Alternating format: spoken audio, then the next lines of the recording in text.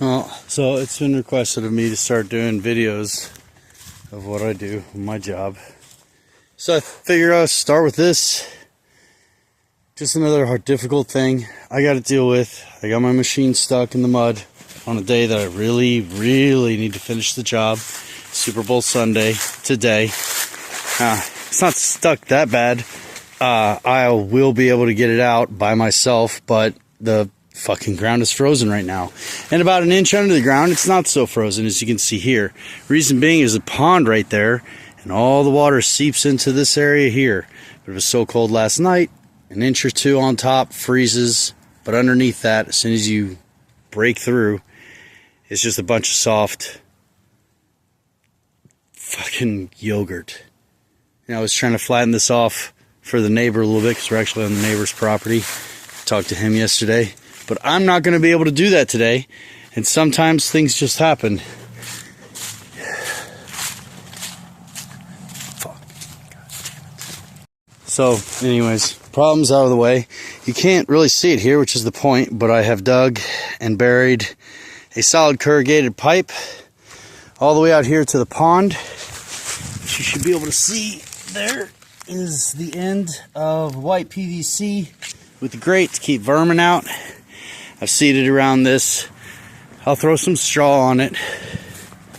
But about 100 feet of pipe done by hand. You can do about a day. Oh. Listen, y'all. I'm cold as shit. It's like 29 degrees or something today. And you guys are only going to get the real deal from me. Anyways. Just a little garden bed. There was basically nothing here but overgrowth and those really ugly red concrete border things. Anyways, the wall that I tore out to starting off doing this project was built out of these wooden ties. I hate them, but they serve fine in this particular case, just to be as a bedding edger. That'll keep the weeds out and make it easy to mow right up against whatever for the next 5-10 years maybe. Inside there, got rid of all the weeds, laid down some landscaping fabric, and then I put a bunch of base rock. So if you dug up under this, you wouldn't have to go far. Damn. That white stuff, that limestone, that's base rock. Base rock is basically just gravel and gravel dust. And it's good for, if you compact it, then it's not water permeable. So water will gently roll off of it. It's kind of like the same stuff that a dirt road is made out of. Enough water will deteriorate it, sure, but it's generally a pretty good answer for some water retention issues. And one thing that I usually advise customers to do is skirt their house with it, which just means take maybe 3 or 4, it doesn't really matter, so long as the base rock that's right up against the house is higher in elevation than the base rock the whatever is like a foot away from the house. The idea is to get the water to flow away from these concrete walls. So what happens a lot of times is water just finds a spot that it can like lean up against the concrete wall and just go down, just keep going down. And that's one of the reasons why people have water in their basements or end up with foundational cracks.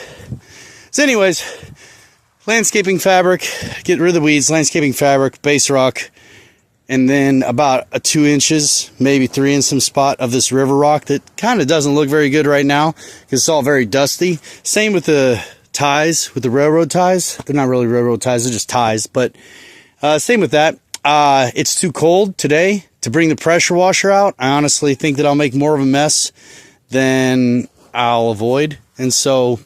But basically, when I do get out here with the pressure washer, I'll spray those down, knock the dust off all the rocks, and then the railroad ties, I'll knock all the dirt off those ties, and it'll look a lot better. So this will be the main part of the project for this particular job.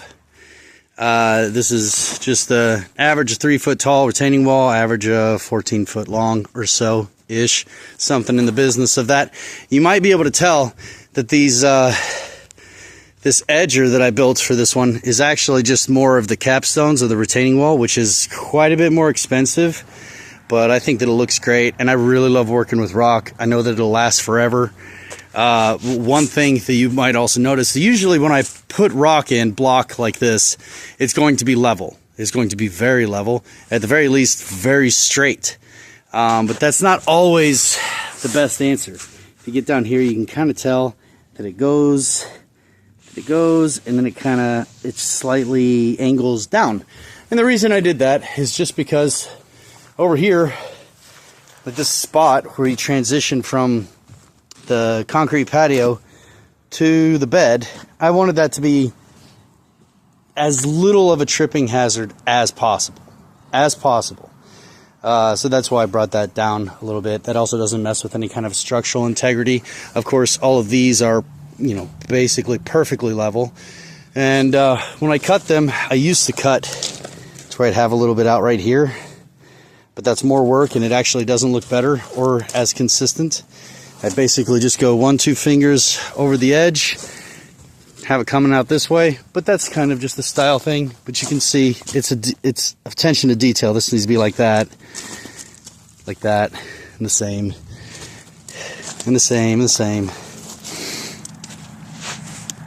It is cold, and it's Super Bowl Sunday, and it's like 1 o'clock. So I'm going to do a little bit more rake work, build up a sweat,